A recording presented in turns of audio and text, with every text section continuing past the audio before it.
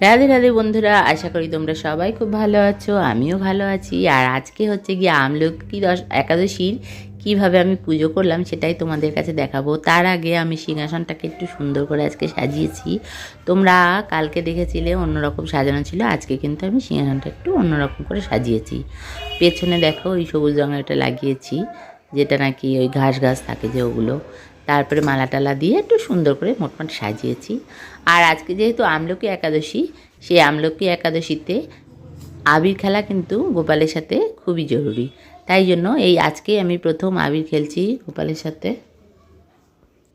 দেখো আমি থালার মধ্যে স্বস্তিক চিহ্ন এঁকে নিয়েছি এবং তার মধ্যে 4টে তুলসী পাতা দিয়ে গোপাল সোনাকে বসিয়েছি।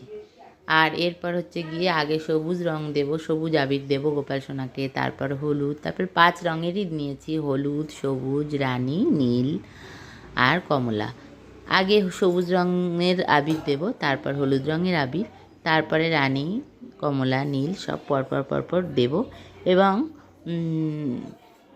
এই যে রঙগুলো, এই রঙগুলো প্রত্যেকটা কিন্তু এক একটা আবার আলাদা জলে গুলেও গোপালকে স্নান করাবো।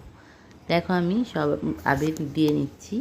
আর তোমরাও নিশ্চয়ই আজকে আমলকি একাদশী আবির খেলছো সবাই গোপালের সাথে।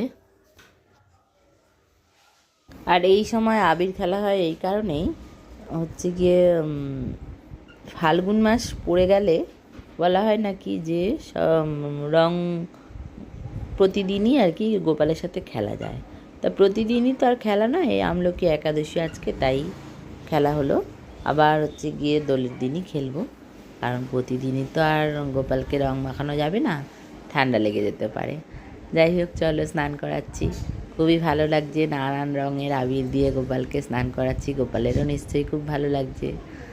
আর তোমরা যারা যারা করনি তারাও করে ফেলো, আবির খেলার এই একটা সুযোগ। আমলকি একাদশী কিন্তু বেশিরভাগ হচ্ছে গিয়ে দোলের পরেই পড়ে, কিন্তু এইবারই পড়ে গেছে দোলের আগে, সেটাই তো বলা হচ্ছে। যাই হোক, আমি এত পঞ্জিকা দেখি না, ফোনের মধ্যে যেটুকু দেখি সেটুকুই বুঝতে পারলাম যে আমলকি একাদশী প্রতিবার দোলের পরেই পড়ে, আর এইবার পড়েছে আগে।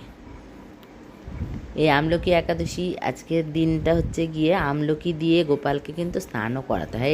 এই গ্লাসের মধ্যে আমি আমলকি কুচিয়ে দিয়ে দিয়েছি, সে আমলকির জল দিয়ে কিন্তু স্নান করানো হচ্ছে। আমলকি ভোগে দেওয়া হয় এবং আমলকির প্রদীপও জ্বালানো হয় এবং আমলকির ভোগ প্রসাদ সেবন করতে হয় এবং আমলকি লোককে দানও করতে হয়। এই 5টা জিনিস কিন্তু আমলকি দিয়ে করতে হয়।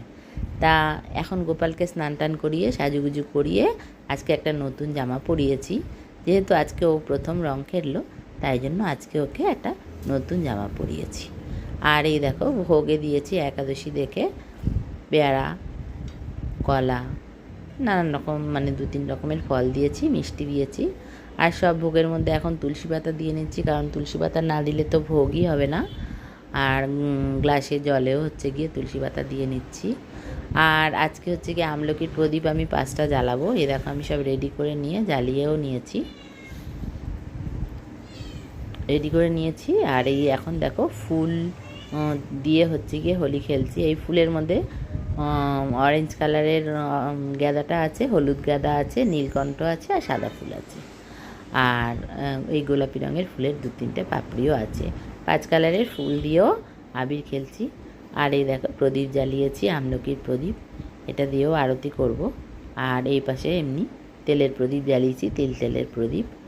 এখনও ঘিয়ের প্রদীপ জ্বালাইনি, সন্ধ্যাবেলায় যখন দেব, সন্ধ্যাবেলায় কর্পূর বা ঘিয়ের প্রদীপ জ্বালাবো। আর হচ্ছে গিয়ে আমলকির ব্রত কথা ফোনেই শুনবো, আমার কোনো বই নেই একাদশীর, ফোনেই শুনবো।